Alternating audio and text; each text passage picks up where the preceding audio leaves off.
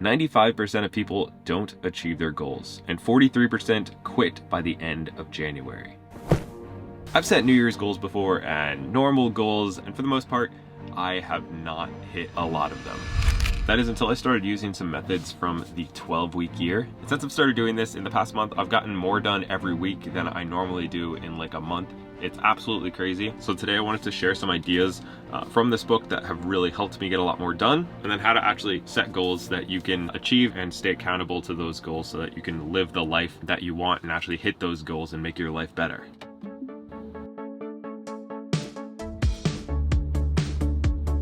First of all, why don't you accomplish your goals? According to the book and my own experience, it's because I give myself too much leeway and I don't have a action-based plan on how to actually accomplish those goals. Like, you set a goal to get in shape in New Year's, but you don't have a specific broken down daily task list that will get you to your desired outcome. You just set a goal that sounds nice at the time and then you see what happens, and that's why pretty much nobody accomplishes their goals. Like, what happens if you miss a day? What happens if you miss a week? How are you accountable if you don't do what you set out to do? This is all like way more complex than like basic goal setting. I've always hated this idea of like vision boards and, you know, stuff that seems like really fluffy or frou-frou. It's like you just spend time thinking about something in the future instead of like actually doing stuff. And I've never really tried that before until I did this. And let me tell you, it is a game changer. And there's a reason why this book and this formula that I'm about to share with you works for a lot of people. It's because it actually activates parts of your brain that are responsible for cognitive reasoning, and it will actually form new pathways based on your vision. They explained the science more. I don't really understand it, but it does seem to work. And when you create this like really clear vision, which I'll explain to you how to do in a second, and then you revisit that vision every single day, because that's, you know, part of this process, it will actually like change pathways inside of your brain, which is super interesting. Now, I have tried this before and I've always been like kind of embarrassed or like thinks things are unreasonable, but it's really important, according to this book, to really shoot for what is your absolute goal, dream, super excited if this were to happen type of lifestyle. So don't be like cautious, don't be chill, but actually like going for the craziest, cringiest, whatever it is thing that would be awesome if that happened to you.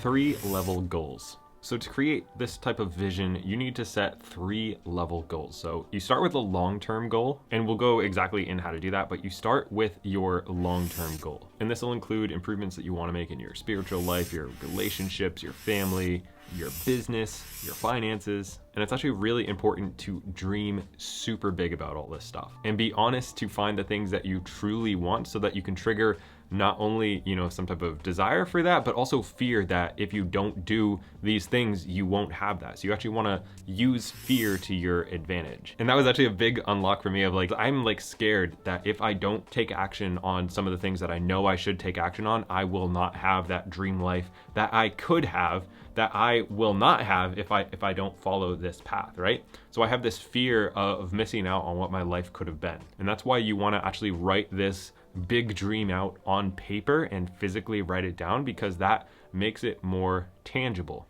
And if you continue to look at it, it'll make it scary that you might miss out on that. So in order to set that dream life, you have to ask yourself some questions, and you have to be really honest about what you want your life to look like in all those areas that we just mentioned. And then what I had to do was whatever I thought, I had to actually think bigger, because I was thinking conservatively. So maybe if your goal is $1 million, well, if you're totally honest with yourself, you would be thrilled and ecstatic and over the moon to have $5 million, because if that 5 million earns 10% a year, now you're making $500K a year from that money. And that just sounds like amazing. Like, think of how different your life would be and everybody that you know if that was happening. Okay, that's something exciting. That's a reason to get out of bed. That's a scary thing that might never happen. But for somebody else, maybe it's being on a farm, maybe it's traveling the world.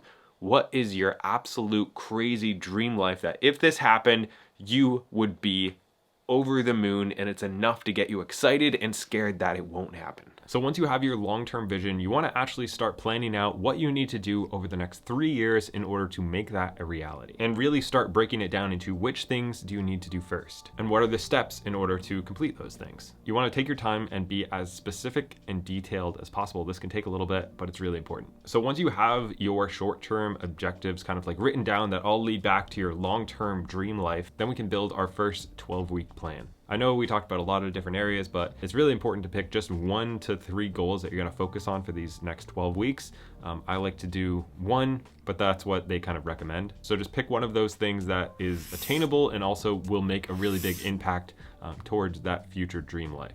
Now, before we start breaking down exactly how to build this plan and more importantly, how to stick with it, I want to tell you about the sponsor of this video, Shortform, which actually kind of like introduced me to this entire book and a bunch of other books, and actually use this all the time. Shortform is my personal favorite book summary app. It's one of the few apps that is actually allowed on my home screen because it's something positive in my life. They have really high quality 1-page summaries of a ton of different books. They're really well structured, they're really well thought out, they're cross-referenced. It's like your wicked smart best friend like giving you a breakdown of this book. And then you also have the audio version that you can listen to as well. So like if I'm in the car today, actually I was listening to the audio version of a book, or you can just read it as well. And I've even used some of their 1-page summaries for research for videos that I've done because they're just really well structured. They have a bunch of different categories from like business, entrepreneurship, marketing, money and finance, self-improvement, you name it. They've got the books in there. And for me, I have so many books on my book list that I just haven't gotten to read yet that sometimes I'll just listen to these first or read them first. And then if I'm interested, I might buy the book, or I just got the main ideas from the book, which is really all you need is like one idea from a book to change your life. And that's what I can use this for. It saves me a lot of time and actually a lot of money of not having to buy so many physical books, because I like to have something that I can actually look at and read and keep around. Anyways, if you want to check them out, you can use the link down below. It's shortform.com/Gabe.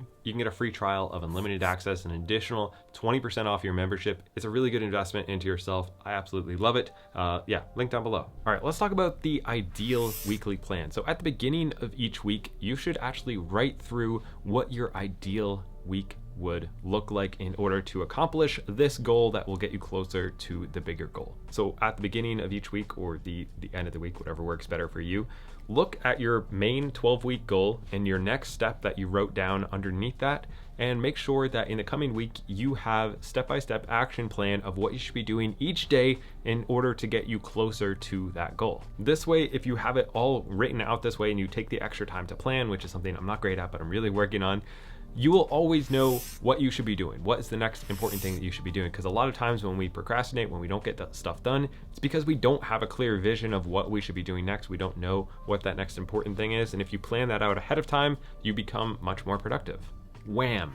A lot of times why we don't achieve our goals and do the things that we want to do, even if we have them planned out, is because we don't have accountability. So one of the things it talks about in this book is having a weekly accountability meeting with peers, other people doing the same thing that you're doing. And this accountability, even if nobody does anything and like you just have to say what your goals were and how many of those goals you actually did for that week, will make you so much more productive throughout the rest of the week if you know that you have somebody or just something that you are accountable to. I'm actually working on building an accountability group for me to be part of to do this as well. So you can join the waitlist down below. I'm going to try to set something up because I think accountability and other people going through the same things and trying to better themselves is super helpful for everybody. And I know I need that, and I know a bunch of other people do. So I'm going to try to make something happen. But if you don't have rewards, punishments, and then accountability when you are creating a plan and that plan of action, a lot of times people never do the things they're supposed to do because of that. Measure your progress.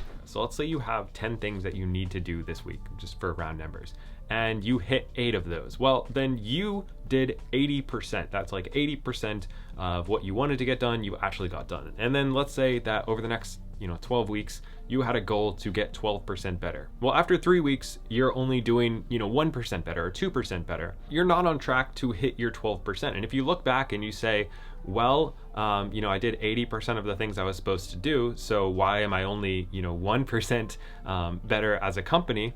maybe there's something wrong with my plan. Or if you realize that you only hit 50% of the things that you were supposed to do, well, maybe that's why you are not seeing success towards your goals. It's because you aren't doing all the things you were supposed to be doing. So actually keeping track of all the tasks that you're supposed to do, and then going back at the end of the week and checking off how many you actually did and how much closer you are to your goal can actually make it, easier to understand why you're not achieving your goals. Is the actions or the goals themselves, or the structure you set up? And this will actually, kind of keep you accountable that way as well. Now in the book, they also give 3 principles that will help you stay focused that were really helpful for me.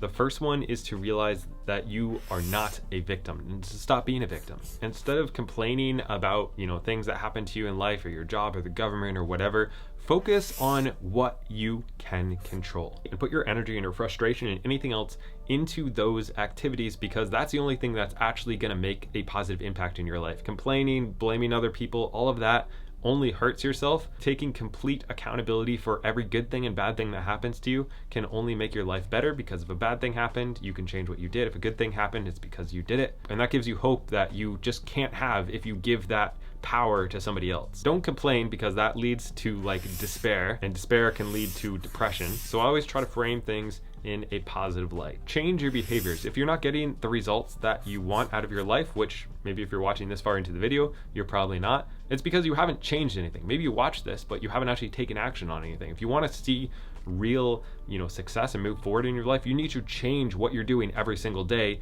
if you want to change how your life is. Surround yourself with positive people. This is those WHAM groups, those accountability groups. It's maybe even watching stuff like this. If you surround yourself with positive attitudes, positive people trying to better themselves, you're going to be dragged along with them. You're going to be inspired more, and you don't have to depend as much on willpower. If you enjoyed this and you want a much longer version, you can check out Shortform.